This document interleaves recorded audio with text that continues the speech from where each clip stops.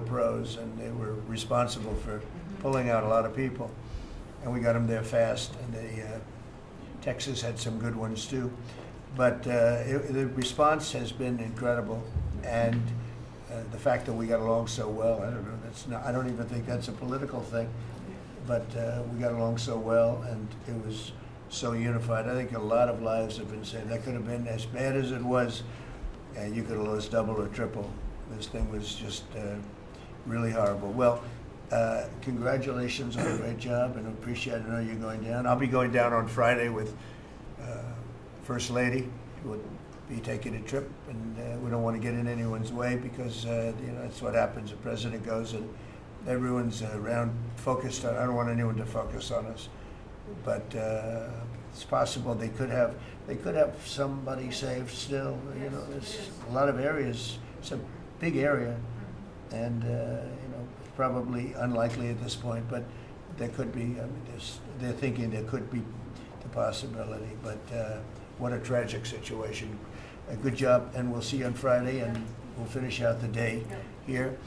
I think you've been reading a lot about it's a terrible topic when you talk about financial after this, but we have a big country and we've been doing very well. The tariffs, as you know, are starting to come in at record levels. Tremendous amounts of money are coming in to our country. We never did that before. We're not used to it. We only have tariffs going out. We only adhere to the rules of other nations who charge us tremendous tariffs because we were led by stupid people or people without any business sense. And I'd like to ask God, you could maybe talk a little bit about how well we're doing with regard to the money coming in. And the big money will start coming in on August 1st. I think it was made clear today by the letters that were sent out yesterday and today. Go ahead, please. Yes, sir. We will take in about $100 billion in tariff income thus far this year, and that's with the tariff, the major tariff not having started till the second quarter. So we could expect that could be well over $300 billion by the end of the year. We don't agree with CBO scoring, but for those who do, the CBO scored tariff income over the next 10 years at $2.8 trillion, which we think is probably low. And sir, under your leadership, we're witnessing. And they gave us no credit during this last little, the great, big, beautiful bill. I always use the word great. I add that to it because it really is what it is. It's never been anything like it, actually. And I want to thank all the Republicans that voted for it. And I want to, scold the Democrats because they're voting for tax cuts. They're voting for no tax on tips, no tax on Social Security, no tax on overtime, and many, many other things far more important than that. Great health care. And frankly, every Democrat should lose their election because it was purely political vote. They were told not to vote for it. So think of it, we got 218 to 2, and then with the Senate, we had 50 to 3. Democrats didn't vote at all, not one positive vote, with all of the good things in there. Economic development money, tremendous border money. Now you're loaded up on the border, and I don't think we're going to need so much of it because we had zero come in last month, so I'm not sure how much of it we want to spend. You may think about that. You may actually think about saving a lot of money because the wall's been largely built, and it obviously worked. But you may want to think about that. But so I think it's incredible when I watch the Democrats, and they have standard lines like they had Russia, Russia, Russia. They had the laptop from hell. It all came from Russia. They make things up and they go with it, and they feed it to you people in many cases. And they said, "Here's a line," and I hear the new line is death. Oh, it's death. Everyone's going to die. It has nothing to do with that. In fact, we're saving our country. Death is from allowing 25 million people into our country, of which 3 or 4 are stone cold, hard criminals.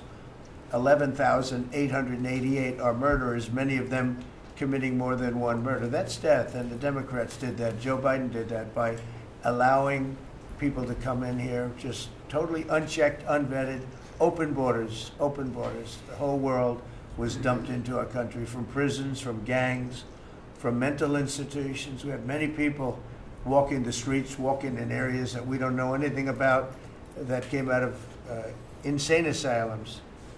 They released the insane asylum population into our country, and it's amazing the job that you and Tom Homan are doing, by the way, on that.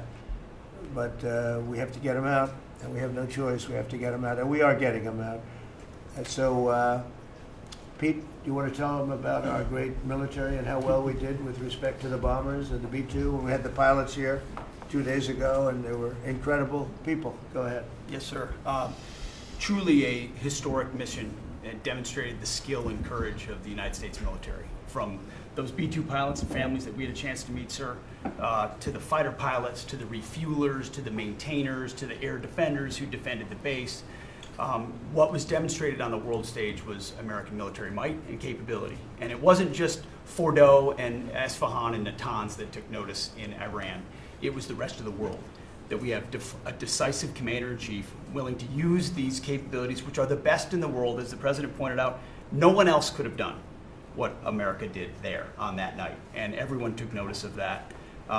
With the One Big Beautiful Bill, sir, we've got $150 billion additional to invest in Golden Dome and all the other weapons systems, the stockpiles and shipbuilding priorities of yours. Another month, another historic recruiting bump. It's not just the Army and the Marine Corps anymore, it's the Navy, the Air Force, and the Space Force, all historically ahead of where they've ever been. So historic spirit inside the military. We had a chance to be at NATO, Marco and I, and see how the world responds to us saying it's time for you to shoulder the burden and take the lead for your continent. That only happens with President Trump leading. And we're proud to be a part of what's going on at the border, sir, with now a fourth national defense area where we're helping get to that number 0 and securing the border. But that mission, Operation Midnight Hammer, re-established deterrence. It reversed what happened in Afghanistan. You saw the debacle of what Biden allowed to happen in Afghanistan and what that did to our image. President Trump said, with Operation Midnight Hammer, we're reestablishing American leadership and deterrence, and we're proud to be a part of it, sir. And our so-called enemies were watching. They watched every minute of it. They watched. There was very few people that weren't watching, actually, but they watched every minute. It was a perfect military performance, the likes of which we haven't seen in a long time. I mean, if you compare that to the same country, the hostages from years ago, Jimmy Carter, it was unfortunate for Jimmy Carter. He was a nice man, but with the helicopters going down, the sandstorms, the prisoners, they got captured, then the election and the prisoners and Reagan and all the problems. It was nothing but problems. And that was a failure. And ours was not only the pilots. I mean, those machines flew for 37 straight hours. They didn't stop. They went skedaddle. You know the word skedaddle? It means skedaddle. They dropped the bombs, and somebody said, skedaddle. Let's get the hell out of here. And every bomb hit its mark and hit it incredibly. And as you know, the Atomic Energy Commission said it's gone. That place is gone. We had a lot of fake reporting, mostly from CNN, where the scammer writer, a writer for CNN, who should be fired, by the way, she was involved with the 51 fake intelligence agents, if you remember that. She did that story, created a story out of it. She created a story out of the laptop from hell, saying it came from Russia, but it actually came from Hunter Biden's bedroom, or worse. Just a scammer, and she's still at CNN, which is pretty amazing. But we'll ask you a question about her. But they came up with this concept that maybe the attack wasn't that good.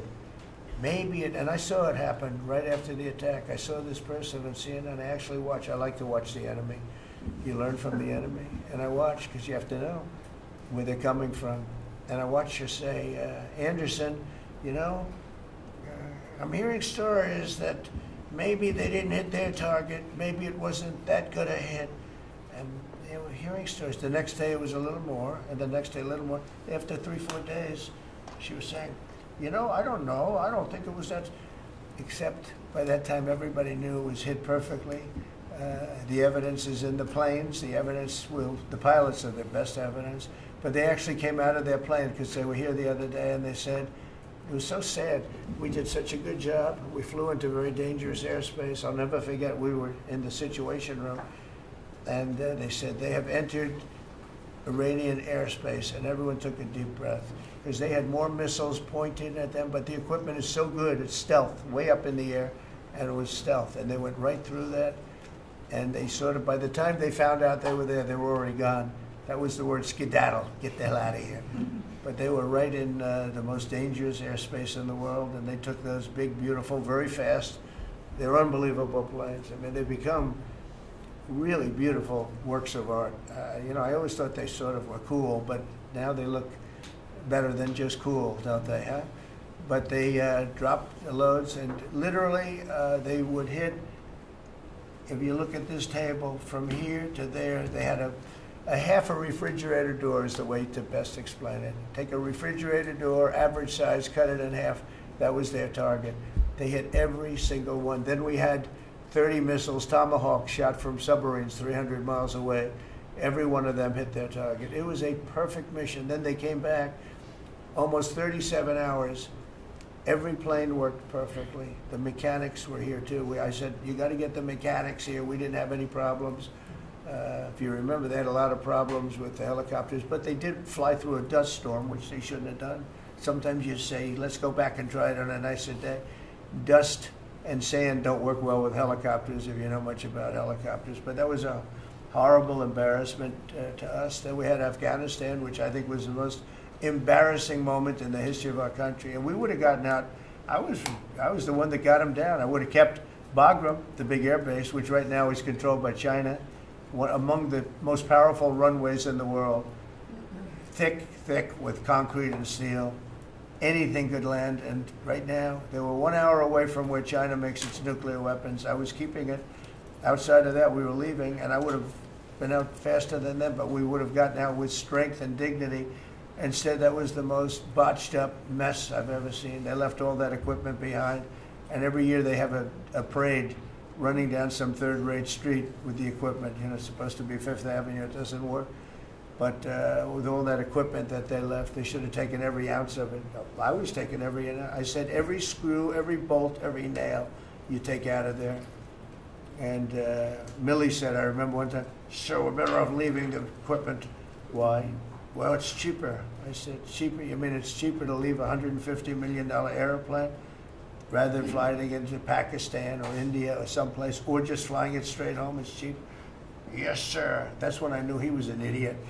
Didn't take long to figure that one out. But they left all that equipment, but they left their dignity behind. It was the most embarrassing moment, in my opinion, in the history of our country. Not that we got out. We should have not been there, but that we got out the way we got out, with great embarrassment and death. You had 13 young people. I've gotten to know their families very well, but you had hundreds of people killed that nobody talks about. You had the other side. Many people were killed. Many people are walking around with no legs, no arms from that whole thing. They left from the wrong airport. They should have left from Bagram, because Bagram was a big base with hundreds of miles of fencing and territory around it. Nobody would be able to get near it, and they left. So we've done a great job, and I think people are really starting to see it. They're starting to appreciate it. Pete's done fantastically. That mission was a work of art. And I have spoken to some of our perceived, I don't know if they're enemies, but they're perceived as being potential enemies. And they essentially said the same thing, very impressive. There wasn't a thing that we didn't lose an engine. We didn't lose it. They landed and they were cheered.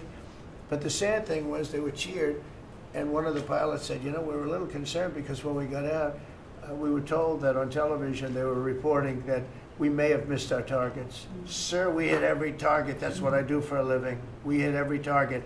In fact, when the bombs hit, a yellow haze came over the horizon that I've never seen before. It just lit up the whole horizon, brighter than the sun. It was like looking into the sun.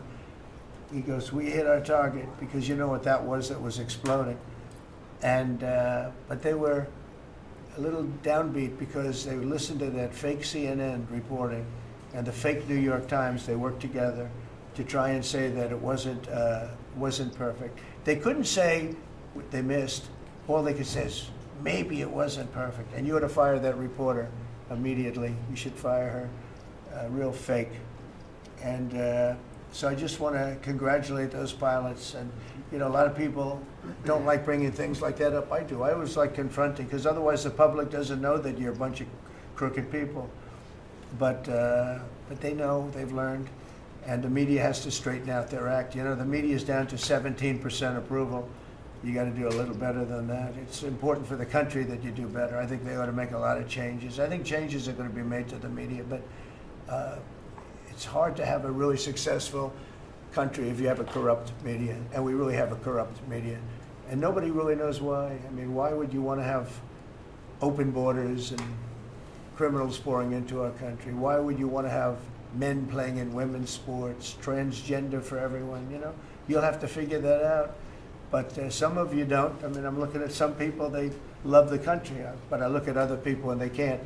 But we're really proud of our military. It was, and the people that maybe don't like us or want to play games with us, because I think that had you not had the situation in Afghanistan, I don't think Putin would have gone in. I think when Putin looked at how stupid and incompetent that operation was, he said, wow, this might be a chance. And we're dealing with him now too. We're not happy with Putin. I'm not happy with Putin. I can tell you that much right now, because he's killing a lot of people. And a lot of them are his soldiers and their soldiers, mostly. And it's now up to 7,000 a week. And I'm not happy with Putin. Okay, any questions? Yes. Yes, sir. You just said that you're not happy with Vladimir Putin. Is there anything that you plan to do to act on that feeling of unhappiness? Well, I wouldn't be telling you. Don't we want to have a little surprise? You know, one of the things we did with the attack is that, and you asked that question, I didn't mean to be rude, but I'm in a rude because I'm looking at some of these crooked people up here, so I'm rude, but your question was asked very nicely. But one of the things we did is we went over every fact. We wanted to get every fact straight.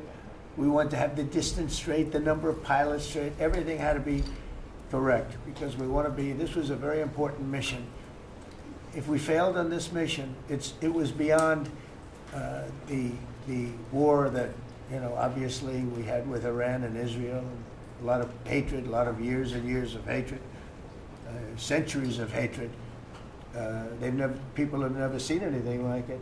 So we wanted to be correct with all our facts. So, you know, what I was doing is just asking, it would be great if the media would be correct with their facts. That's all we ask for. So go ahead, so finish it up. Oh, yes. Just returning back to Russia, if there's anything that you would signal about your displeasure with them. Well, look, I'm very unhappy with them. There's no reason for this. It's turned out to be tougher, but it's only tougher. And I will say the Ukrainians were brave, but we gave them the best equipment ever made. We gave them the anti-tank busters that knocked out tanks. I mean, you just aim them in the direction of the tank and the tank is gone. We gave them missiles, the latest and the greatest. They were able to shoot down a lot of things that would have normally wiped out. You know, probably would have been a very quick war. It would have been a war that lasted 3-4 days, but they had the benefit of unbelievable equipment. And Europe gave them to. We gave them far more, because Biden shouldn't have done that. He should have equalized. We should have given them the same, or we should have given actually less than Europe. It affects Europe much more than us, but we're in there for over $300 billion. Europe's in there for over $100 billion, but still, Europe gave a lot.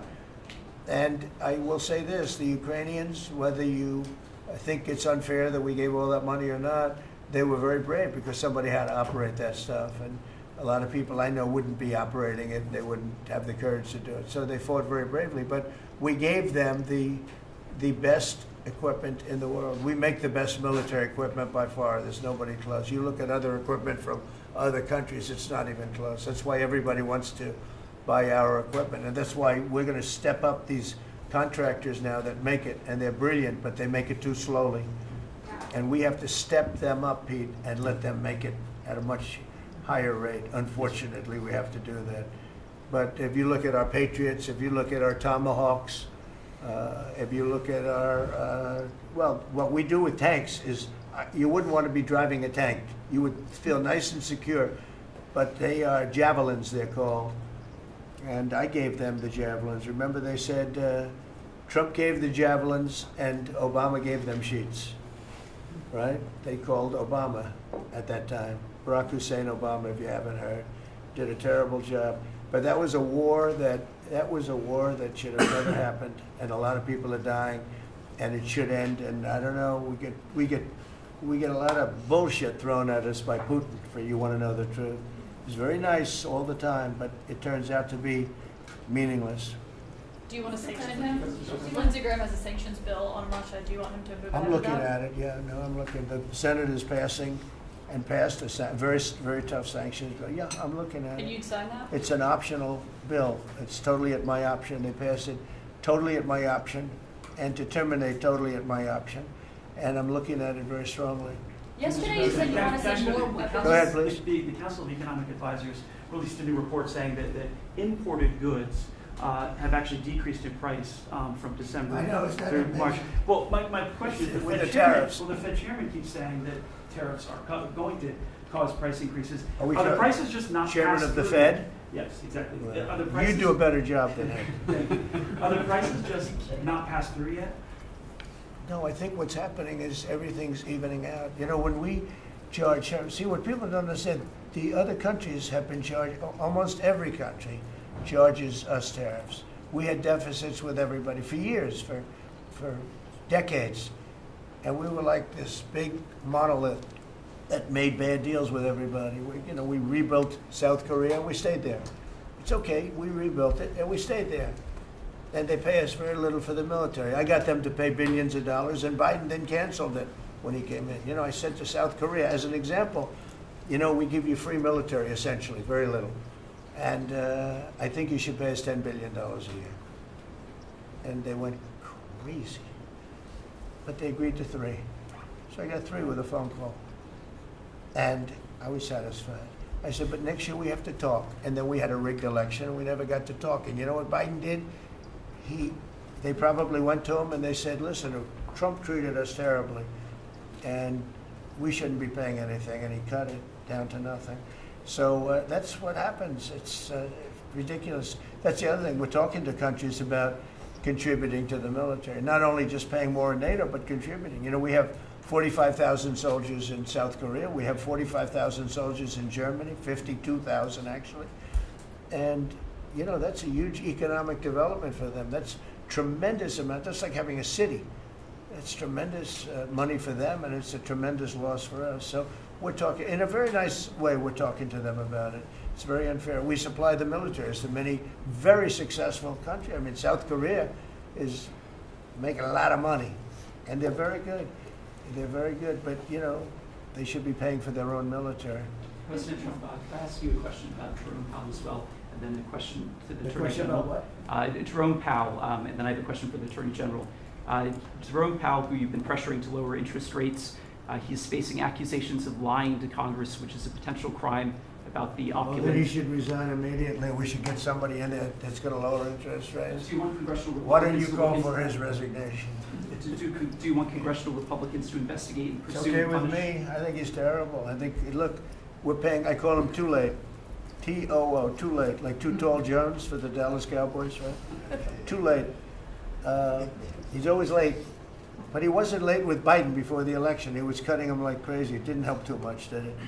But he was cutting him like crazy before the election with Kamala and Biden. He was trying to get them in, I guess. I don't know. He was recommended by somebody that worked for me. I like you better. If I could ask the Attorney General a question too, President. Sure. Your memo and release yesterday on Jeffrey Epstein, it left some lingering mysteries.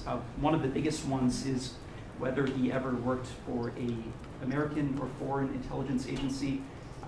The former Labor Secretary, who was Miami U.S. Attorney Alex Acosta, he allegedly said that he did work for an intelligence agency.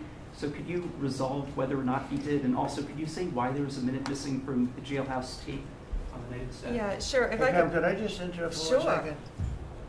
Are you still talking about Jeffrey Epstein? This guy's been talked about for years. You're asking, we have Texas, we have this, we have all of the things. And are people still talking about this guy, this creep? That is unbelievable. Do you want to waste the time, and do you feel like answering? I don't mind answering. I mean, I can't believe you're asking a question on Epstein at a time like this where we're having some of the greatest success and also tragedy with what happened in Texas. It just seems like a desecration, but you go ahead. Sure. First, to back up on that, in February, I did an interview on Fox, and it's been getting a lot of attention because I said, I was asked a question about the client list, and my response was, it's sitting on my desk to be reviewed, meaning the file, along with the JFK, MLK files as well. That's what I meant by that. Also, to the tens of thousands of video, they turned out to be child porn downloaded by that disgusting Jeffrey Epstein. Child porn is what they were. Never going to be released, never going to see the light of day. To him being an agent, I have no knowledge about that. We can get back to you on that. And the minute missing from the video, we released the video showing definitively the video was not conclusive, but the evidence prior to it was showing he committed suicide. And what was on that, there was a minute that was off the counter. And what we learned from Bureau of Prisons was every night, they redo that video. It's old, from like 1999. So every night the video is reset, and every night should have the same minute missing. So we're looking for that video to release that as well, showing that a minute is missing every night. And that's it on Epstein. Mr. President, on the tariffs again, on August 1st, you've said is the deadline. What incentives do countries have to negotiate? It seems that deadline keeps moving. It was April 2nd, now it's... We didn't move, no. It's always been August 1st, that's when we're paying. A statement was put out today, and I put it out just to make it clear. It wasn't a change, it was August 1st. We don't change very much. Every time we put out a statement, they say he made a change. I didn't make a change. A clarification, maybe. No, August 1st they pay. And everybody pays, everybody has to pay. And the incentive is that they have the right to deal in the United States. If they don't want to, they don't have to pay, and they don't have to deal here. But if they want to buy and make a lot of money and sell in the United States, they have to do that. If you go back and look at some of the good presidents, our country was the wealthiest, proportionately the wealthiest, from 1870 to 1913. It was an all-tariff country. We didn't have income tax. That came in in 1913. We had tariffs, and we had so much money we didn't know what to do with it. We had, we had a couple of presidents that were very, very strong. McKinley, I guess, more than anybody, but he was the tariff king. But he was very, very strong. It's sort of sad. He made a fortune for this country, became very rich, and then Teddy Roosevelt went out and vice president, and he spent the money. And they said Roosevelt was a great president. And let's say he was a great president, but the money was paid by McKinley with tariffs. Tariffs are charged by other countries at levels that are ridiculous. And I call those other countries, and every one of them is willing to give us everything now, by the way, just so you know. Sir, we'll charge you no tariffs, nothing. We'll give you everything. We'll give you access to our markets. We'll give you everything. Is that a correct statement, Scott? Yes, sir. Howard, would you say that's a correct statement? Exactly correct. It's like they just don't, because they're very spoiled, because for years they ripped us off and we didn't have a president that understood it, or Secretary of Treasury or Secretary of a lot of different secretaries are involved, but certainly Commerce Secretary was, not doing their job. I don't know about Kelly, she's small business. We'll keep it that way, okay? Her small business is bigger than almost all big businesses when you add it all up. But no, they are very respectful of our country. But the incentive is that they have the right to do business with us. Without that, they don't have the right to do business. And that would be okay, too. And with the flurry of deals, will we hear in the next 24 hours, will we hear a flurry of deals? Yeah, we have a lot of them going out. But the deals are mostly my deal to them. We're picking a number that's low. We don't want to hurt them. And fair. We're picking a number that's lower than, in most cases, lower than what they charged us. But it's amazing when you've paid all this money for years and they get one president that's a little bit different and a little tougher on this subject, and they're willing to drop everything they've been charging us for years and years. I mean, we have countries going, we will have you don't have to pay any tariff to come in and do business. They're giving us total access to their countries. They gave us no access to the country. They say, well, you cannot go into our country. Okay, good. Now we will give you total access and you don't have to pay any tariffs. But please don't charge us tariffs. And we don't like that deal. So the letters I send out we have made some deals. We can make a lot more deals. It's just too time consuming. It just makes it more complicated. And we can do things over the years too. You know, we're not hard line, but it's about time the United States of America started collecting money from countries that were ripping us off and laughing behind our back at how stupid we were. Okay? Thank you. Mr. President, Yellow. On the tariff issue, so you've talked about India coming, but then a couple days ago you issued a new tariff threat to members of the BRICS countries for if they aligned with anti-American policies. 10% charge. That would be India, Brazil, That's Russia, right, they have to pay South Africa. 10% if they're in BRICS. Because Right. BRICS was set up to hurt us. BRICS was set up to degenerate our dollar and take our dollar as the standard, take it off as the standard. And that's okay if they want to play that game, but I can play that game too. So anybody that's in BRICS is getting a 10% charge. Is that immediate, sir, or is Yeah, that pretty if soon. they engage in some behavior? Well, if they're a member of BRICS, they're going to have to pay 10% tariff just for that one thing. And they won't be a member long. I thought BRICS was, I said this about a year ago, and it largely broke up. But, there are a couple that hang around, but I thought it largely broke up. BRICS is not, in my opinion, not a serious threat. But what they're trying to do is destroy the dollar so that another country can take over and be the standard. And we're not going to lose the standard at any time. If you have a smart president, you will never lose the standard. If you have a stupid president like the last one, you would lose the standard. You wouldn't have the dollar as you. And if we lost the world standard dollar, that would be like losing a war, a major world war. We would not be the same country any longer. We're not going to let that happen. The dollar, you ever hear the expression, dollar is king? The dollar is king. We're going to keep it that way, okay? And I'm just saying, if people want to challenge it, they can, but they're going to have to pay a big price. And I don't think any of them are willing to pay that price. There's some question Thank you, Mr. President. Are you optimistic about reaching the tariff deal with the European Union soon? Well, the European Union has been speaking to us, Ursula and the whole group, and they've been very nice. They treated us very badly until recently. Now they're treating us very nicely. It's like a different world, actually.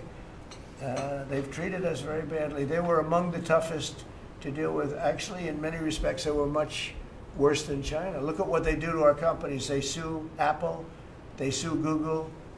$17 billion they got from Apple on a lawsuit that they didn't have a case. They have, judges that are European Union judges. And they ruled, they take so much money away from our country in terms of that, in terms of other things that they do. They're very tough. But now they're being very nice to us, and we'll see what happens. We're probably 2 days off from sending them a letter.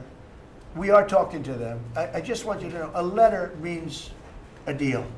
A lot of people say, we got 200 countries. We can't meet with 200 countries. We have a few trusted people that know what they're doing, that are doing a good job, but you can't do it. You have to do it in a more general way, but it's a very good way. It's a better way. It's a more powerful way. And we sent them a letter. You read the letter. I think it was well crafted. And mostly it's just a little number in there. You'll pay 25%, 35%. We have some at 60, 70. Those are ones with massive, where we have massive trade deficits because they've treated us very badly. But I would say in every case, I'm treating them better than they treated us over the years. Don't you agree with that? I do. I could have done much. I could have been much harsher. I don't want to do that. We want to have relationships, but in every case, they treated us far worse than I'm treating them. I'm treating them very good. I could go higher with the tariffs, but I don't want to hurt them. That's why when you just read it, you come up with the number. It's so incredible that prices are actually going down. Just so you know, when I got in, everyone said, "Oh, eggs are going through the roof." That was the first. I was in for about 4 days, and they started screaming at me about eggs. They said, "That's Biden's problem." I didn't know about eggs. but eggs went up about 5 times. You did a fantastic job. And we ended up shortly getting, in fact, for Easter, they said, go out and buy plastic eggs. You can't use real eggs. Well, we bought 200,000 eggs for the White House for the Easter egg hunt that we have at the White House, and there were eggs. We had the price down, and now the price is lower than it was before. We did a good job with eggs, but we did a good job with groceries. Our prices are down in this country.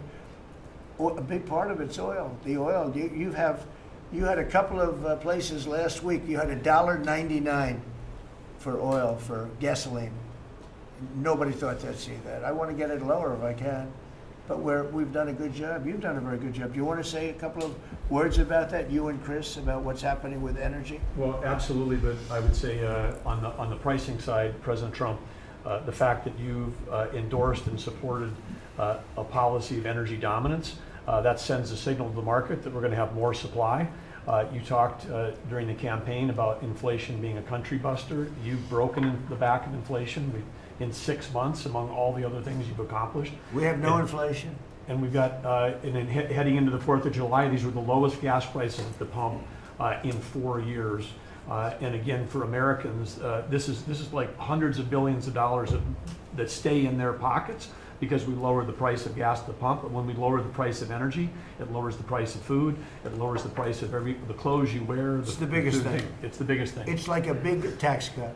When you get energy down, every 50 cents is like a massive tax cut, and we've gotten it down much below that. You know, we had great energy, great low prices, everything else. When the election turned over, I'm trying to be nice about it. It turned over, shockingly, but nevertheless it happened. Energy started going up, and it went up really bad, and then he went back to the Trump policy. The problem was they didn't know how to do that, and he lost it. He lost that sucker. That big sucker was out of control, and his energy prices went way up, and that's what caused it. But it was also stupid spending. They spent money like, they used to use the term drunken sailors, but I won't use that term. Although it is very descriptive, I won't use that term. I refuse to use it. But they spent money at levels that nobody had ever seen before, and trillions and trillions of dollars wasted on the Green New Scam, greatest scam in the history of our country, other than maybe Russia, that might have been. But the Green New Scam was the single greatest scam in the history of our country, and continues to be, but it's weakened badly. It's hobbling along because people are they're finally getting it. But they spent trillions of dollars on the Green New Scam, getting nothing for it. Devised by a couple of young people that weren't even good college students, you know? Not even good students. Check out their marks. Can you clear Mr. something up? Gonzalez, Can you let's clear get something up, the Mr. President, on No, what you said last not night? for CNN. You said you The would last, send Not more for arms. CNN. Go ahead. The You last said you jobs would send report, in the more last arms jobs to report, Ukraine. Mr. President, in the last jobs report, the manufacturing jobs actually lost 7,000 jobs. When will the investments that you've been talking about have an effect Well, on they're manufacturing? building the plants now. About 7 have started. We're going to have hundreds started within a short period of time. Lee Zeldin, who may be the most important man in this room, I'm sorry, but he's the one that gets the permits, whereas he's the one that has to get the permits for the plants and the factories, and permits that used to take 5 years, he's getting in record-setting times. AI, we're leading China a lot in AI, and if we go with this, you know, I'm allowing the plants to build their own electric. I'm allowing them to become an electric utility, so they can produce their own electricity, because we need double to be successful with AI, which is the biggest thing now. We need double the electricity that we have, which is hard to believe. We need even more than that. And they're building plants with their own electricity substations.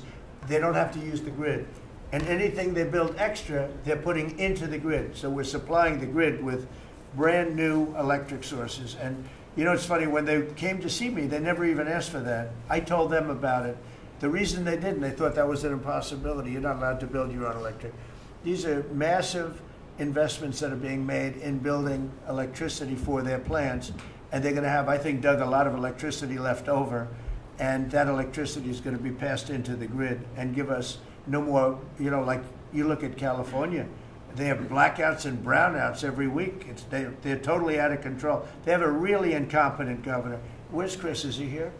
Do you want to speak to the subject?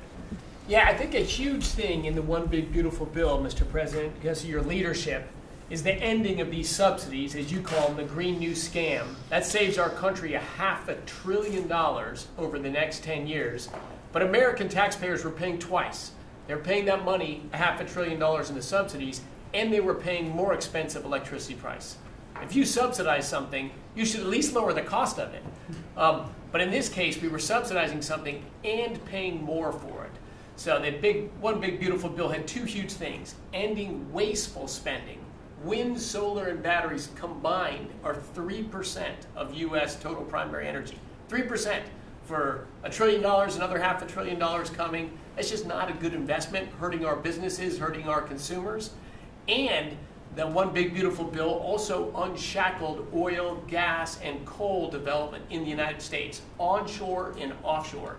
Secretary Burgum has been working tirelessly on how, by getting the government out of the way, private businesses will develop more resources in the United States, lowering costs for American consumers and making much better leverage for the United States to help our allies abroad and reduce the power of our adversaries abroad. So just a huge win on the energy front all around, and I thank you for your leadership. We're setting records now on energy, and there'll be nothing compared to what they'll be in about a year from now, but we're setting records. And wind is a very expensive form of energy. It's very bad for your beautiful surroundings, the plains and the valleys, and the birds are dying all over the place. You know, the whole thing is a disaster. They're almost exclusively made in China. Not that I have anything against China, because I don't have a great relationship with President Xi, but I asked him, how many wind farms do you have? He makes them, but they don't have a lot of wind farms, I'll tell you, very, very few. And wind is tremendously expensive and is very ugly. And if you own a house that's inside of a windmill, your house is worth less than half. And you hear noises. And interestingly, in New England, you probably read, where for 50 years they had 2 wells washed up, 50 years. And last summer, they had 14 washed up. Now, I'm not saying that's the wind farm that was built, but maybe it is, right? Probably is. It's tremendously expensive, and it can only be done with subsidy. You know, I know a man that's in that business, and one of the biggest in the world actually runs a company that builds these stupid windmills. And he said, I hate the business because it's the only energy where you need subsidy. He said, energy shouldn't need subsidy. You should make money with energy. So wind. The other one is the solar, those big solar fields. They're taking our farmland. Our farmers are like mortified by it. They hate it. It's very, very inefficient and very ugly too. You know, probably better than a windmill, but you go around and you see all these things that are 3 miles long by 3 miles wide, and you say, what the hell is that? And it's a lot of plastic from China. It's plastic, black plastic from China. Now, we want to be smart. We're going with, look, China right now is building 58 coal-fired plants, 58 big ones. They have 62 on the books to build. We've reintroduced clean, beautiful coal, because you know you can do a lot with coal now. Clean, beautiful coal, and natural gas, and all of the other things that we have. But we don't want wind, and we don't want solar, because they're a blight on our country. They hurt our country very badly, and smart countries don't use it. Solar sounds good, I will say, and I like, on occasion, you'll see a roof which is made of solar brick, but it's a smaller use. We need the kind of thing that's going to fire up our plants, and it's not going to be wind, you know, that is very intermittent, as you probably know. But they've spent a fortune. They've spent trillions of dollars on this stuff. And I'll just give you one other story. A friend of mine is a very successful guy. He went back to see his mother in Minnesota. Hadn't seen her in a long time. And he wasn't back for 10 years, which isn't a nice story. I mean, you don't see your mother for 10 years. She's got some difficulties, which I know the guy, he does have some difficulties. He's very successful, but probably not the nicest person. It was actually longer than 10 years, but he went back and he told me he wanted to go and look at the valley. There's a valley in Minnesota that he thought was so beautiful. And I hadn't seen it in a long time. He's driving along the road. He said, oh my, I'll use the word gosh, oh my gosh. He said, oh, he said, it looked like a junkyard. You had 159 windmills. They were all over the place. Some were old, some were newer, different companies, different shapes, different sizes, different colors. Many of them were terminated. Terminated meaning closed. You can't take them down because the environmentalists don't let you bury the blades because they're made out of a fiber they say is bad for the earth. So they want you to put them up, but they don't let you take them down. But many of them were turned off. He said it looked like a junkyard. Go to Palm Springs, California, and take a look at that pile of junk. And you go into a wealthy neighborhood. Before you get there, you have to ride through hundreds of windmills that are, most of them are turned off. They're rotting, they're rusting, they're 30 years old, 20 years old, and they have a very short life. You know, those windmills have a very short life, especially the ones that are in the nice salty Atlantic Ocean and Pacific Ocean where the salt just gets under that steel and decimates it. No, it's a horrible, horrible thing for our country. And I speak out. It would be nice to say wind, because it sounds so good, doesn't it, Doug? Wind, wind. But it's not. It's these ugly machines, and they're all made. You got to see. Some are a little taller, a little shorter. They're made by different companies. They have different stocks. They have different blades. They have different everything. It is so horrible. And if you look at smart countries, they don't use it. Smart countries don't use it. And we're now a smart country. We're not we're a brilliant country. We're not smart. We're brilliant now. We're going to be a brilliant country. We have to be, because we have to catch up for some really stupid people that did a bad job. Yes, Brian? Yes, Mr. President, I've got a quick comment and feedback as a native Texan, someone that I grew up bringing my kids to a camp very near the affected camp now. Thank you on behalf of Texas. I've gotten hundreds of messages that want to thank. Listen, if you're in the cabinet room, you can tell the president and his team on behalf of Texans, thank you so much for the quick response and the loving, the hugs. I saw that you gave. Two quick questions. I saw a Palestinian senator. His name is Schumer. He's a great Palestinian. No, he's a Palestinian. He's become a Palestinian. He's abandoned the Jews. But I saw him say, it's Trump's fault. Yeah, that's right. It's Trump's fault. He was actually, do you ever see John Lovitz, The Liar? Where he goes, yeah, I went to Harvard. That's right. This was Schumer. He goes, yeah, it's Trump's fault. That's right, it's Trump. I actually saw that stupid guy try and blame it on me, and I said, man, that's a tough one to take. But his career is limited because I hear AOC is going to beat him, and she's no bargain either, by the way. Go ahead. Well, I would just say that's an example of an America First team effort to get this country back. So that's what America First looks like for the viewers watching us at home. My two questions. Looks like we have a rogue judge, an Obama-backed rogue judge that is attempting to block the funding to Planned Parenthood, which the big, beautiful bill cuts off the funding to Planned Parenthood. Any plans to challenge that? Go ahead. Absolutely. Yes, we're on it. We're on it. And I texted, I believe, I talked to yesterday Secretary Lutnick and Secretary Besson. I reached out to you to let you know that we were on it in the big, beautiful bill. Wonderful. And then I let her handle that question. You notice? I said, go ahead, handle that question. Toss it to her. Then my second question for Secretary Rollins. You did an amazing press conference today in front of the Department of Agriculture. You talked about the Farm Act and the need to get China out of our country, owning farmland. For the viewers at home that might have missed that, can you recap what that means to national security to make sure we can grow our own food?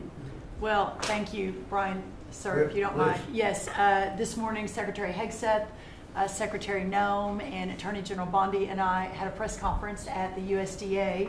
I just happened to have a chart in case it came up, but obviously the Chinese owning of farmland in our country is a massive national security issue. And for the media, you can see the yellow is where all of the farms have been purchased over the last number of years, and the red is around all of the military bases where that farmland has been purchased.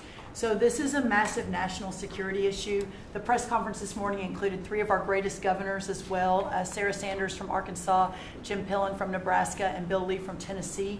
The states have begun taking a leadership role to ban the purchasing of China farmland. Obviously, Congress needs to step up and catch up, and we're going to be working alongside of them as well. We had some of our members, great members of Congress there, but it is time. And I think that this morning was symbolic of many things. The first of this administration working every day to effectuate President Trump's leadership and unequivocal support of America first. But second, just how close we are as a cabinet.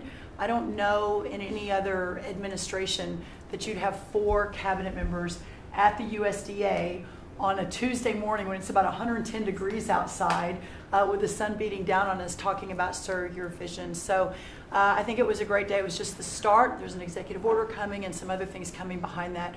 But protecting America's farms isn't just about protecting our farmers. It's also about national security. So that's what we discussed this morning.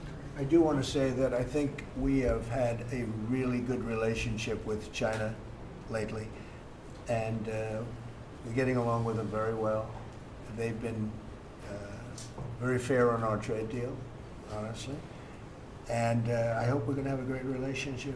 It's a big, strong, powerful country. We're more powerful than they are. We have much better military equipment than they do, but we are getting along with them very well. I'm getting along with President Xi very well. We speak often. And with all of that being said, and I understand what you're saying, but I think we're getting along with China very well. Mr. President, you want to send more weapons to Ukraine, as you said last night. Last week, the Pentagon paused some shipments of weapons to Ukraine. Did you approve of that pause? We wanted to put defensive weapons because Putin is not, treating human beings right. He's killing too many people. So we're sending some defensive weapons to Ukraine, and I've approved that. So who ordered the pause last week? I don't know. What did you tell me? I think that's a question for the Go ahead. Mr. President, on immigration, the Secretary of the Agriculture did say this morning that undocumented workers would not be covered by any amnesty of who are working on farms. You had said maybe that the ISA folks won't go after those folks on farms. So which is it? There's no amnesty. What we're doing is we're getting rid of criminals, but we are doing a work program. Do you want to explain that, please? Yeah, this morning we talked about, of course this was a top of mind question, this morning we talked about protecting the farmers and the farmland, but obviously this president's vision of no amnesty, mass deportation continues, but in a strategic way, and then ensuring that our farmers have the labor that they need. Secretary Chavez-DeRimmer has been a leader on this. Obviously this comes out of the Labor Department, but moving toward automation, ensuring that our farmers have that workforce, and moving toward an American workforce. So all of the above. We've got to give the farmers the people they need, but we're not talking amnesty. Lori, do you want to say something about Yeah, thank you, Mr. President. On this, thank you, Secretary Rollins, how important this is never to displace the American worker. What the Department of Labor is doing is focusing on what the law entails now, being more modernized, more streamlining, to work through the H programs. We're going to have a concierge approach to that, where we have developed a new office to answer the need of our farmers and ranchers and producers, and not to displace the American worker, and follow within the law now, and that does not include an amnesty program at all. And we've seen that working, and we'll continue to have that roll out. On the other topics that we've somewhat talked about, the jobs numbers, Mr. President, 4 months in a row we've seen those jobs numbers increase. That's an exciting time for our manufacturers. That was asked earlier. We know it's going to take some time, but through that deregulation process that Lee and I are working on as well, the Department of Labor has rolled out 63 new deregulations that we're going to be moving through. In the first Trump administration, it was successful with over 30. We've just rolled out 63 new ones in order to double down on those manufacturing companies, to let them know that we have signaled through this process that we will assist them in getting the workforce that they need.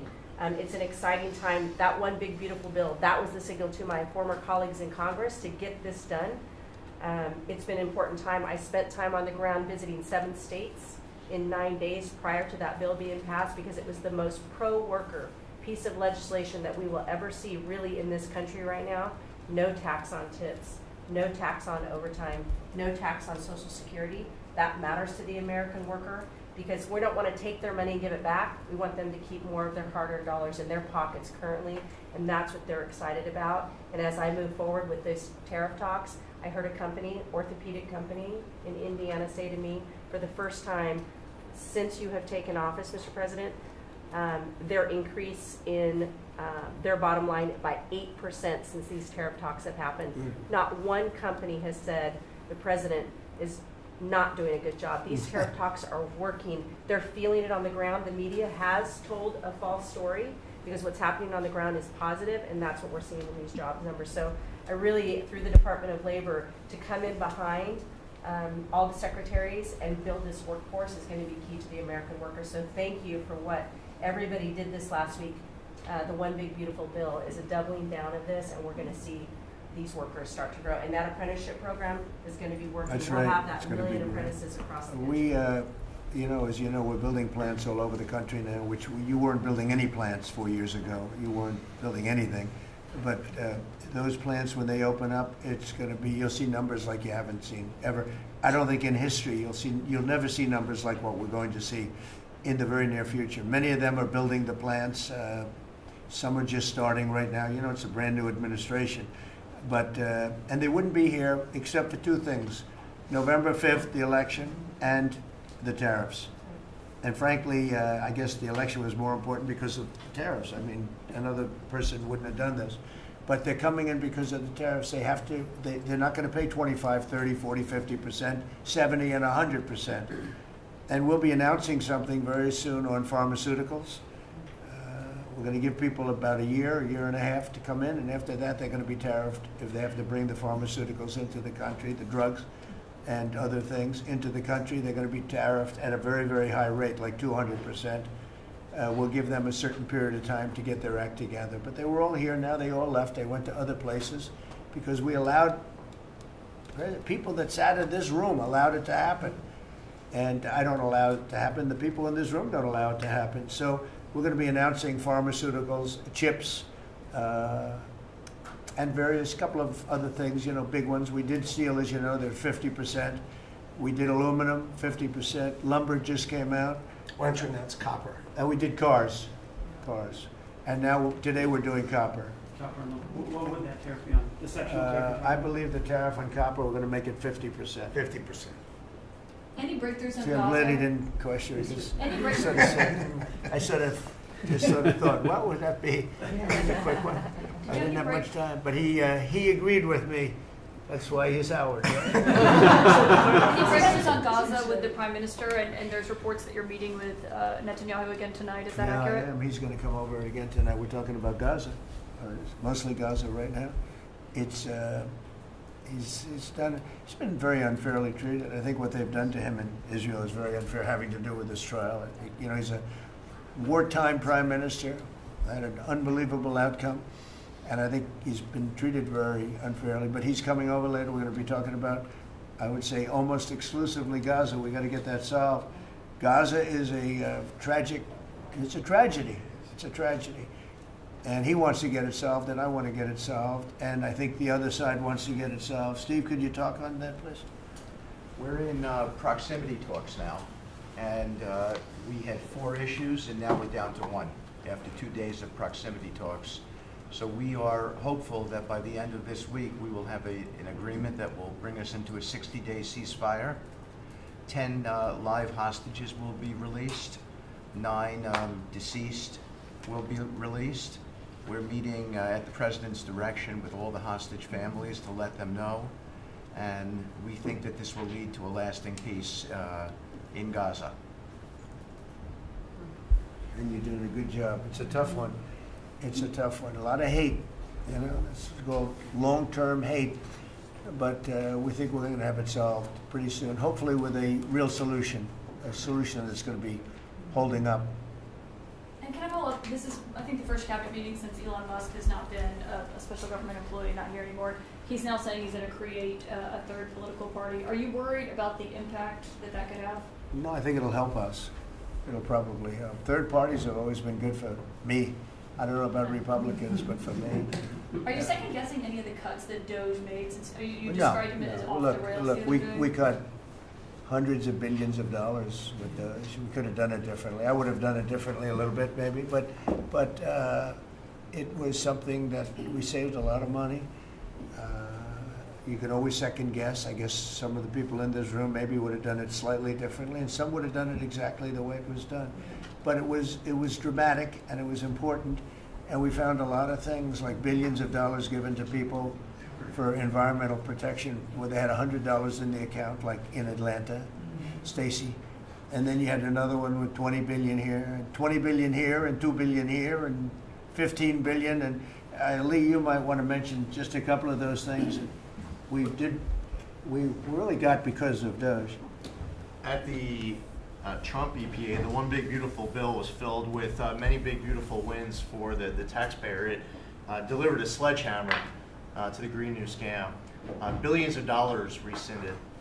So it's a big deal for the American taxpayer who sees money go through pass-throughs that are filled with self-dealing and conflicts of interest. They see unqualified recipients. They see reduced agency oversight, and they want accountability with their tax dollars, and they got it. In the example of the Stacey Abrams connected NGO, they received $100 in 2023. They got $2 billion in 2024. They had to complete training on how to develop a budget that was put into their grant agreement. They, out of nowhere, started paying a CEO $800,000, a COO $450,000, 22 people making over 150 grand. Out of nowhere, this is tax dollars. So money go through pass-throughs, through other pass-throughs, through other pass-throughs, and we lose oversight over it. And you see that it's going to former Biden officials, it's going to former Obama officials, it's going to Democratic donors. And we're not here saying we want to take money from a left-wing NGO and give it to a right-wing NGO. We want to give it back to the taxpayer. This is about us being good stewards of American tax dollars without any apology or regret. That's why President Trump was elected last November, because there are a whole lot of people who maybe they hadn't voted Republican in a long time. Maybe they didn't even vote for President Trump the first time around in 2016, but they're regretting that vote from 2016 and they were making it right in 2024. So the One Big Beautiful Bill gave us the tools to rescind billions of dollars more. We're seeing hundreds of thousands of dollars that'll get wasted per electric vehicle as an example of this money that was going through it. They gave $50 million to a group called Climate Justice Alliance. They say that climate justice runs through a free Palestine. The Biden EPA gave $50 million to a group that says that climate justice runs through a free Palestine. We say that if you're going to spend $1 in the name of remediating an environmental issue, then spend the dollar on remediating an environmental issue. We say that we can protect the environment and grow the economy. We want to help grow more baseload power in this country. So why is it that it took this long for this team to get assembled, to be able to fix the mess that we inherited?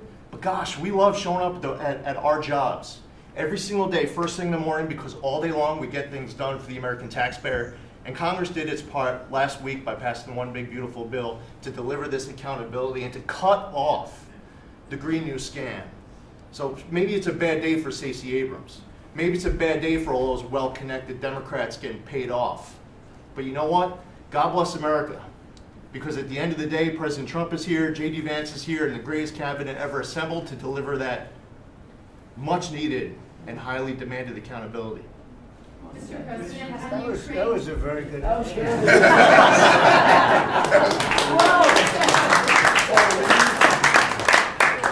And that's from the heart. That's from the heart. On Ukraine, the Ukrainians have asked the International Court to go after Russia for using toxic chemicals in the site. Germany and Germany and the Netherlands have had intelligence saying that. What does U.S. intelligence believe, and what do you believe about the use of chemical weapons? And would you agree that that's a case for the court? Well, I'd ask John maybe to discuss it if you'd like, John. Well, Mr. President,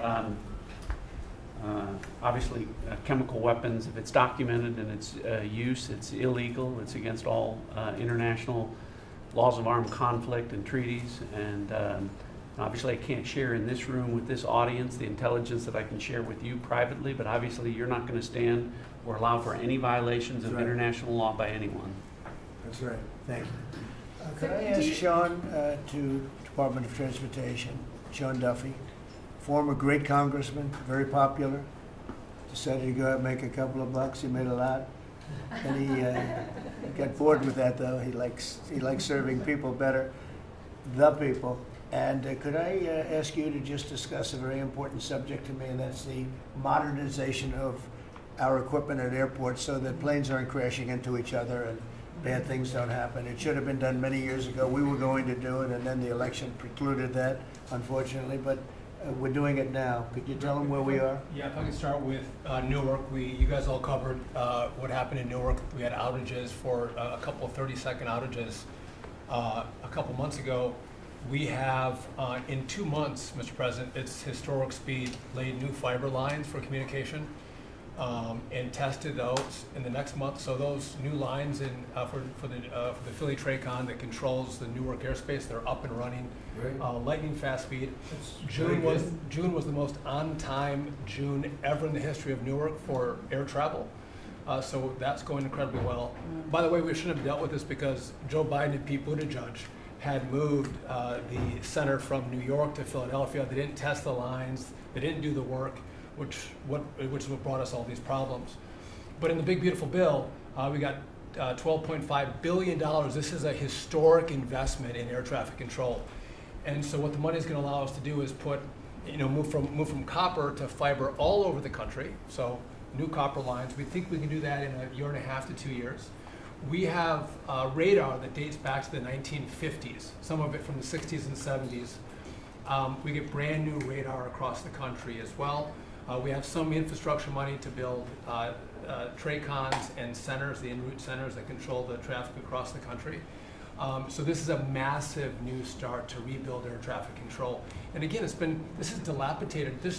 Americans think that their government takes care of them and makes the investments that are necessary to make the country work. And for 30, 40 years, the investments weren't made. And so under your leadership and direction, we are making those investments. And per your direction, right now we are interviewing what we could call a general contractor or an integrator. One company to manage. It's a massive project. The FAA is not qualified to manage this kind of a project. So we are now going through the process of finding who that one company will be to manage the whole project. We'll interview those companies together and make that selection. So we'll write one big beautiful check to one beautiful company that'll be responsible for this whole build. But if I just make one last point, this is not enough money. We're going to need more. But this is a massive new start. The biggest investment. We'll need some more money on top of it, but a great start from the big beautiful. It's a starter. It was very important to us. And just to cover that, there have been accidents, and my pilots, I would often hear them say, "Oh, good," and they would use a different system, a different country to land in New York. They'd use the radar and other things from a different country. I said, "What's that?" He said, "Oh, our system is so bad." And I knew that. We were all set to start, and Buttigieg came in, and what they did was so crazy because they hooked copper into fiber, into steel, they had all different systems. They had hundreds and hundreds of contractors, different contractors for different airports. They spent billions of dollars, and they made the system worse because you can't hook copper into fiber. It doesn't work that way. You just can't do it. It's not doable, but they tried to do it. Didn't work out too well. And in the end, it was just a complete disaster. We want to have one great company. Now, Raytheon's going to bid, IBM's going to bid. We have 5 or 6 bidders that really are good and do this stuff.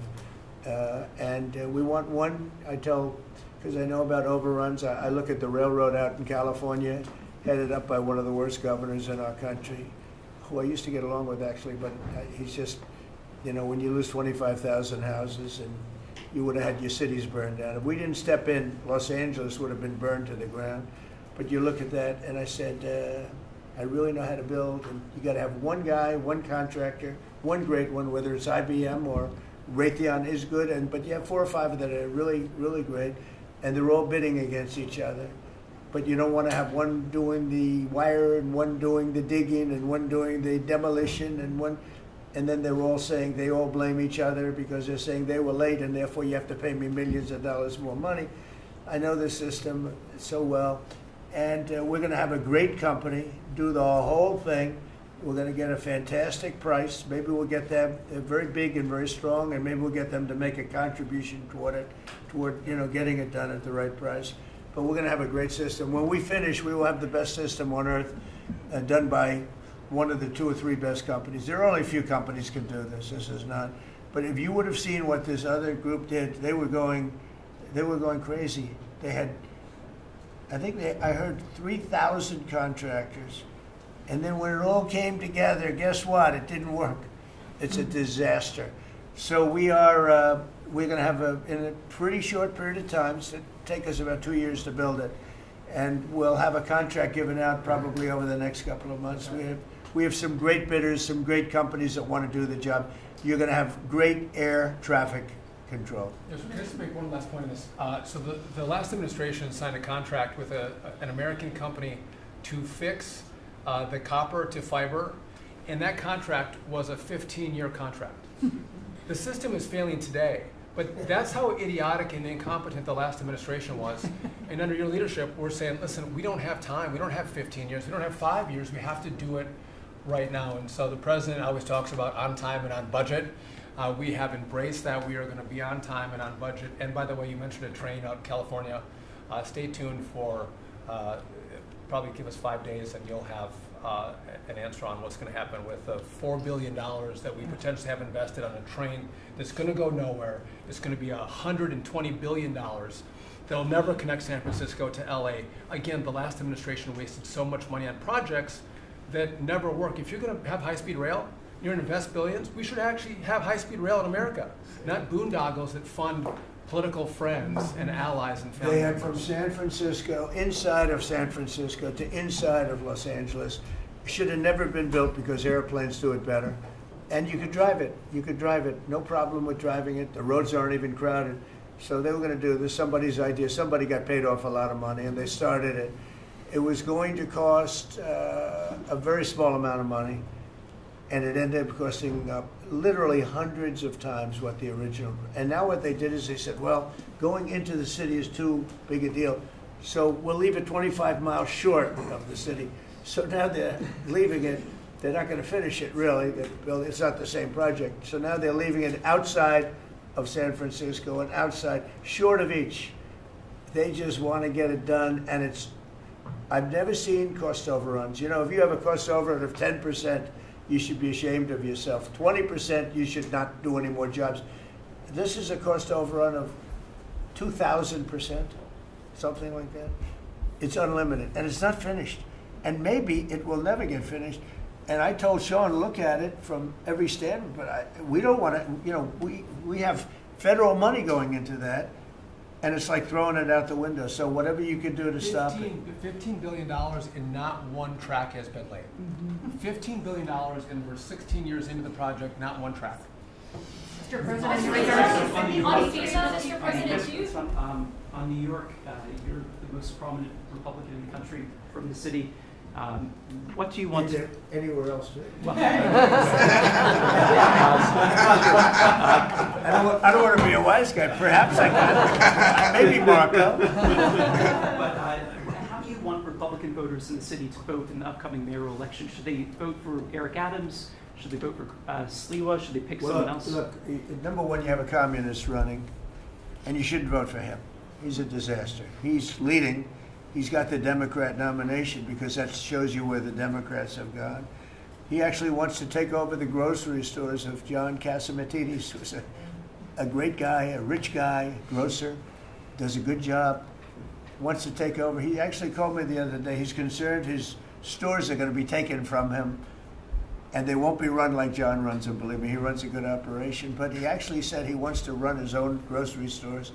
No, this is a man who's not very capable, in my opinion, other than he's got a good line of bullshit, and he's convinced them to go with him. Now, as you know, Cuomo, who does have capability, is running, but he got knocked out, and now they're running as, you have Eric Adams, the current mayor, you have Cuomo, and you have Curtis Sliwa. And Curtis runs every 4 years. He seems to be a fixture on the running scale. But you know, it's I'm not getting involved. But I can tell you this: I used to say we will not ever be a socialist country, right? Well, I'll say it again: we're not going to have.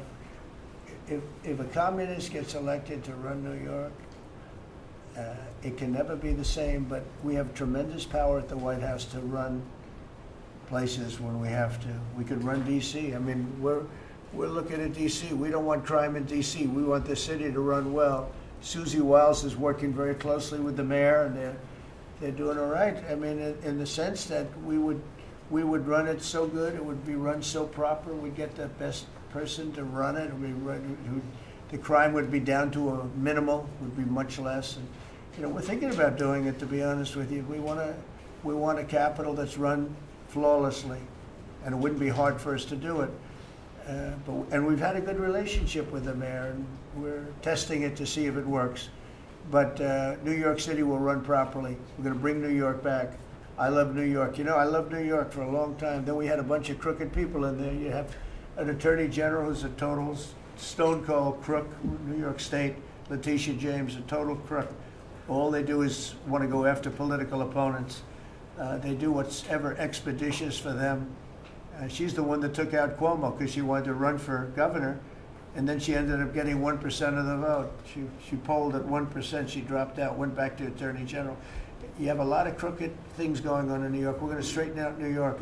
Maybe we're going to have to straighten it out from Washington. But when I see a communist who has actually gotten a Democrat, pretty much gotten the Democrat nomination, they also went to that new form of voting, which is a beauty. You go in there in third place, you come out in first.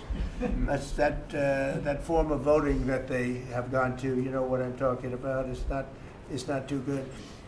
We're going to do something for New York. I can't tell you what yet, but we're going to make New York great again also. We're going to make it great again with the country. What we've done in this country in the last 6 months, nobody has ever seen it. And I told the story, the King of Saudi Arabia, I was over there. They gave us $5.1 trillion between Saudi Arabia and UAE, Qatar. 3 stops, $5.1 trillion coming into our country as an investment, biggest investment ever made. And it's all going to good stuff. I mean, all real, big, good stuff. Energy projects, big, big things.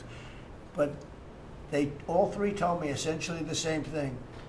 We thought your country was dead, and now you've got the hottest country in the world. We're right now riding the hottest country. We are, and you can all be proud of it. We're in the hottest country. This is the hottest country in the world. There's nobody close. Made hotter by some great pilots and great machines that nobody else has. Those great, big, beautiful machines, they rode those machines right into the toughest territory, and nobody knew what the hell happened. And then they hit their targets perfectly, and it was complete and total obliteration. And that's why that war ended, Steve. They told me that's why the war ended. The war ended when they saw that, it was over. And we're very proud of it. But we have the hottest country in the world right now, from a country that was close to dead. And if I didn't win, if you would have had the other person win, we all know who she is, whether it was she or Biden. They're the same. He may have been more competent than her, and that's hard to believe, right?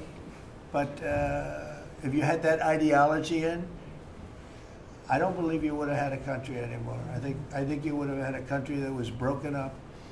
But we had a dead country. Now we have the hottest country in the world, and everybody knows it, and everybody said it. Mr. Vice President, do you have anything to say? Well, thank you, Mr. President. I just want to say that I'm very proud of the whole team. I think everybody has worked together. You see Pete and Marco and Steve working on some of the diplomacy, Christy and Pam working on the border. We just have a really, really solid team, and we've done a lot of good work. And in particular, I want to congratulate the White House staff led by the President on getting the One Big Beautiful Bill passed. Yeah. I was personally skeptical. Sorry, I never told you this, but I was skeptical we'd be able to get that thing done by July 4th. We did it because we worked together and we worked very well. So it's an honor to be a part of it, but I'm really proud of you guys for doing a great job. The beautiful thing about it, it had something for everyone. That's right. Most people said it had to be broken into 7 bills. It's so big. The problem was that some of those 7 have nothing for anyone, but they had to be done for the country. You know, sometimes you have to do things for the country that aren't necessarily popular. We had a couple of them, and that wouldn't have worked. So the One Big Beautiful Bill, many people said it could never be approved. Too big, too everything. Is too much. But it had something very big and very important for everyone, and it's great for the country. And remember, the Democrats have come up with a false narrative, you know, just whatever. It's just a line that they send to everybody, and that they print. I think in the case of this, it's death, death. Everyone's going to die. I heard that. Everyone's going to do just the opposite. Everyone's going to live. What we're doing is saving our country and making it much bigger, better, and stronger than it ever was. I'd like to ask, Marco's been doing such a great job. Do you have anything to say? Well, it's just going through a list here, Mr. President, and I think the Vice President's pointed out to the great team you have, but and all these achievements that have happened domestically. But you think about it, under your leadership, we prevented and ended a war between India and Pakistan. NATO's now at 5% for the first time ever, the highest numbers ever. A peace deal between the Democratic Republic of Congo and Rwanda. A 12-day war that ended with an American operation that we're the only country in the world that could have done. Hopefully, pretty soon, a peace deal between Azerbaijan and Armenia. The entire Middle East and the infrastructure of it has the potential now to change because of Syria and Lebanon, and it hasn't even been 6 months. Sure. It hasn't even been 6 months, so it's a great testament to your leadership in this team. Well, thank you very much, and you've done a fantastic job. Could I just ask Linda, she's involved in so much, she's so talented and so good, and she's working on a couple of little things like Harvard, who was given $5.5 billion over a short period of time. We caught him on that one, that's crazy, but you're working on so much, you want to bring education back to the States. How are you doing? Well, absolutely, and thank you for the opportunity. I think on the big, beautiful bill, what we saw, with school choice, that's finally on a national basis at the state level, but there are opportunities now for scholarships, more and more of them for kids who are in failing schools. It's going to be a big turnaround. I think one of the biggest accomplishments we had over the past week was the University of Pennsylvania with the Title IX ruling that Leah Thomas was stripped of her title. Riley Gaines and Paula Scanlon and other women who have stood, so strong against men and women's sports.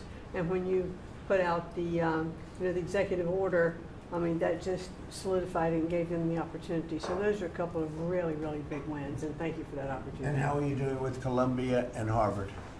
We're negotiating hard. I think we're getting close to having that happen. It's not wrapped up as fast as I wanted to, but we're getting there. Okay, good. And you've done a fantastic job. Thank you very much. It's been a good team. Yep. You have a great team. Around this table, a lot of people have helped with that. That's right. Thank you very much. Maybe just in closing, we spent a lot of time, effort, very little money on this room. This is called the Cabinet Room. It's been here for a long time. And it had some pictures that were not many of them and not very good ones. And I actually spent time in the vaults. The vaults are where we have a lot of great pictures and artwork. And I picked it all myself. I'm very proud of it. That's Andrew Jackson, great Andrew Jackson. That's a gentleman named, and we call him President Polk. He was sort of a real estate guy. He was, people don't realize he was he was a one-termer, but he was a very good president. And I'm not sure I should be doing this, he actually gave us the state of California. He was the one. He was the one. So I'm not sure, maybe he won't be there for long. But if you notice, the frame is the exact same size, almost, as the other one is Andrew Jackson. So that was a part of the reason, too, I have to be honest. But Polk was actually a very good president who's got the same frame that I needed, okay? And up here you have the original George Washington right behind the light.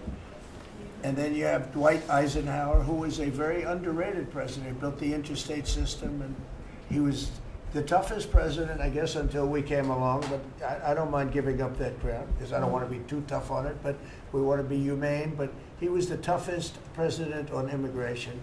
He was very strong at the borders, very, very strong. And sometimes you can be too strong. He was strong at the borders, and during a certain period of time, they were so strong that almost every farmer in California went bankrupt. And we have to remember that. We have to work together, and we have to remember that. But he was a very good president, and a very good general, and a very good president, and I thought he deserved a position somewhere on this floor. And then you have, this is very exciting to me, he was not a Republican, to put it mildly, but he was, he was a four-termer.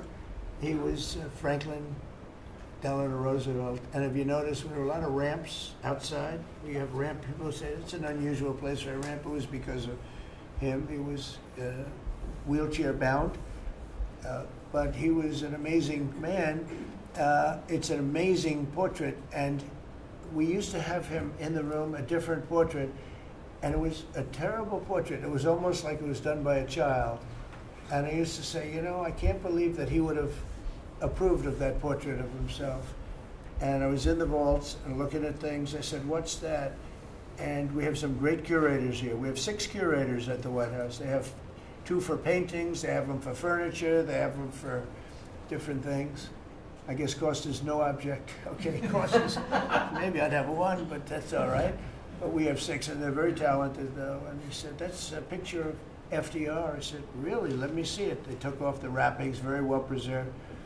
And he said, that's the picture they've been looking for years. That was the picture of Franklin Delano Roosevelt. And I said, oh, wow. And likewise, that frame-wise, it just doesn't work. It doesn't work if you have, I want to be nice, but it doesn't work if you have a big frame, a little frame, and but it's like perfection. I'm a perfectionist. The mirror was down in the vaults also. I said, where is this from? And it's a very old, very storied mirror, beautiful. We put that up. And then over there is Honest Abe Lincoln. And that picture was in his bedroom. And we thought that this would be a very important place because this is where wars are ended. I'm not going to say wars are declared. I'm going to say wars are ended, okay? We'll be positive. And that's the picture of Abe Lincoln from his bedroom, sat in the bedroom for many, many years. That was his favorite picture of himself. And the Lincoln bedroom is very famous. You remember when Bill Clinton had it and he rented it out to people. Okay? We don't do that. But it's an incredible room. And we took that picture from his bedroom. That's Abe Lincoln. And then over here you have John Adams, and it's they were the first occupants of the White House, 1800. And John Quincy Adams, Mrs. Adams, they were the first occupants. So we have them looking at each other, and in between their stare is Abraham Lincoln trying to make peace. And that picture was in a room that I have that was not important, like the cabinet. I gave it up. I said, I have to give it up because that's one of the greatest pictures of the White House. The White House is tremendous art. And the Oval Office, when we're there, we'll go over that. That's really been something. Then we got the drapes, so we got the whole thing. We got new drapes. We got new, wasn't a big expense, very, very small. And we took some of the chinaware and silverware and trophyware, they call it, from the vaults, and we had it cleaned up. Hadn't been shined up in 100 years. Some of this has sat in the vaults for over 100 years. Amazing. Over 100 years. Many of the pictures that were put up in the Oval Office as an example, those two as an example. So he was president. They moved in 1800, and he won the election, I believe, in November of 1800, John Quincy Adams. And we thought that would be, he was considered to be a good president, and he was the first occupant of the White House, so it sort of made sense. And I love the frame of those pictures. Look at those frames, you know? I'm a frame person. Sometimes I like frames more than I like the pictures. And we have the flags of the Marines, and Space Force now has its own flag. I'm very proud of Space Force, but the Army, Navy, Air Force, Marines, Space Force, the whole thing. And Coast Guard is right there. You never forget the Coast Guard. They do a great job. So we have the flags throughout the office. And it's really become quite a beautiful place. I don't want to tell this, Marco pointed it out. I was going to leave the clock. So as president, you have the power. If I go into the State Department or Department of Commerce or Treasury, if I see anything that I like, I'm allowed to take it. Do you believe this? So I'm in Marco's, I see this gorgeous clock, grandfather clock, and there it is. I said, Marco. He didn't know about it. I had to read him the rule and regulation. I said, Marco, I love this clock. Look at it. It's beautiful. He said, what clock? I said, the clock that's in the other room is incredible, and nobody gets to see it there. Marco, I tried to talk him into it first, and it sort of worked, and then I had to use a little more. I said, I'd love to take that clock out and put it in the cabinet room. He said, no, are you serious? I said, Marco, I have the right to do it, Marco. And he said, all right, what the hell? So that's his contribution to the cabinet room. But it's, by the way, it's an incredible clock. And, you know, it's an important room. So you may see it again. Maybe we'll move it back someday. Anyway, so that's pretty much it. But it really is great. Here we put out, you know, these lamps have been very important, actually. Whether people love them or not, but if you see pictures like Pearl Harbor and Tora Tora Tora, you see movies about the White House where wars are being discussed, oftentimes they'll show those lamps or something like those lamps, something that looks like them, probably not the reals, because I don't think they were allowed to. This is a very important room. This is a sacred room, and I don't think they made movies from here. You never know what they do. But they were missing medallions. See the medallions on top? They had a chain going into the ceiling. And I said, you can't do that. You have to have a medallion. They said, what's a medallion? I said, I'll show you. And we got some beautiful medallions. And you see them. They were put up there. It makes the lamps look better. So we did these changes. And, you know, when you think of it, the cost was almost nothing. We also painted the room a nice color, beige color. And it's been really something. The only question is, will I gold leaf the corners? You could maybe tell me my cabinet could take a vote. You see the top line moldings, and the only question is, do you gold leaf it? Because you can't paint it. If you paint it, it won't look good because they've never found a paint that looks like gold. You see that in the Oval Office. They've tried for years and years. Somebody could become very wealthy, but they've never found a paint that looks like gold. So painting it is easy, but it won't look right. And the question is whether or not we should gold leaf it. Linda, do you have an opinion? I gold leaf it. You like it the way? No, I gold leaf it. You'd gold leaf it? Yeah. Who would gold leaf it? Could I raise you? How about, would you gold leaf it? I was going to ask about McKinley, one of your favorite presidents. Well, McKinley was a great president who never got credit. In fact, they changed the name of Mount McKinley, and I changed it back because he should have been, the people of Ohio he was the governor of Ohio. The people of Ohio were very happy when I did that. I heard they were very insulted. They took the name of Mount McKinley off. That was done by Obama a little while ago, and I had to change it back. I changed it back. He actually was a great president. He was a president. He was the tariff, the most, I guess, since me. I think I'm going to outdo him, but he was a tariff president. He believed that other countries should pay for the privilege of coming into our country and taking our jobs and taking our treasure. That's the way he explained it. They took our jobs and they took our treasure, and for that they should pay.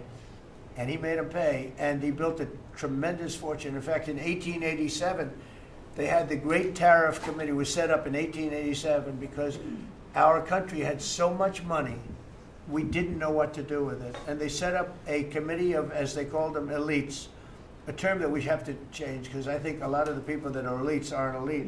I think the people that aren't elite are elite, so we're going to have to maybe switch that around somehow. But they had a committee that was set up to spend the money because it was such a large amount of money at that time. It was nobody had seen anything like it, and it all came in from tariffs, and people didn't pay tax. There was no income tax system. I told you that came back in 1913. That came back and lived well for a while, and then you had the Great Depression, and then later they tried to bring back tariffs, but the whole thing was. This was after the Depression. That was one of the great misconceptions is people like to say, oh, but it was during the, no, the country had a Great Depression, and then after the Depression, long after it started, they brought back tariffs to see if they could save it, but it took them really 25 years. When you say about 25 years to get out of the Great Depression, a lot of people don't understand that.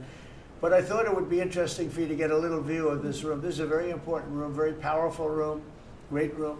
And we've done similar, but even beyond this in the Oval Office. We brought back pictures of some of the great presidents. Many of them were in the vaults for over 100 years.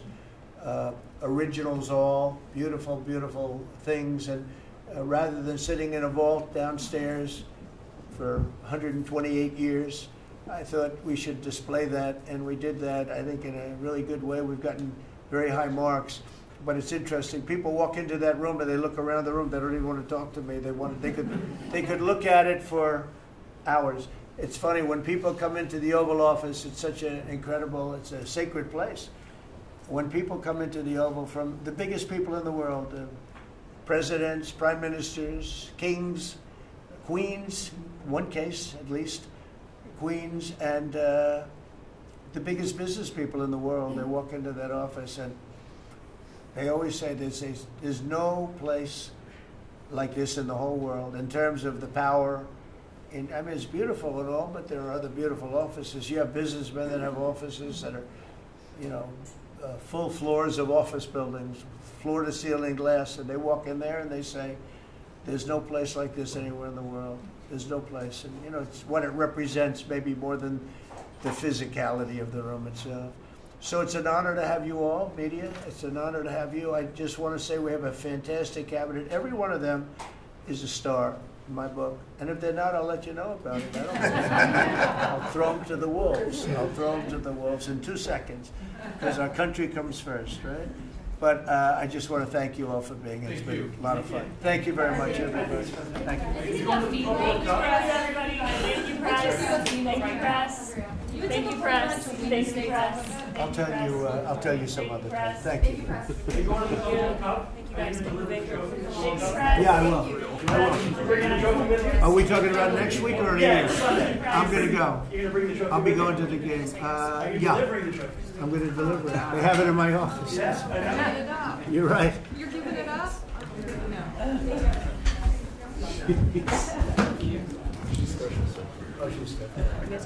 No.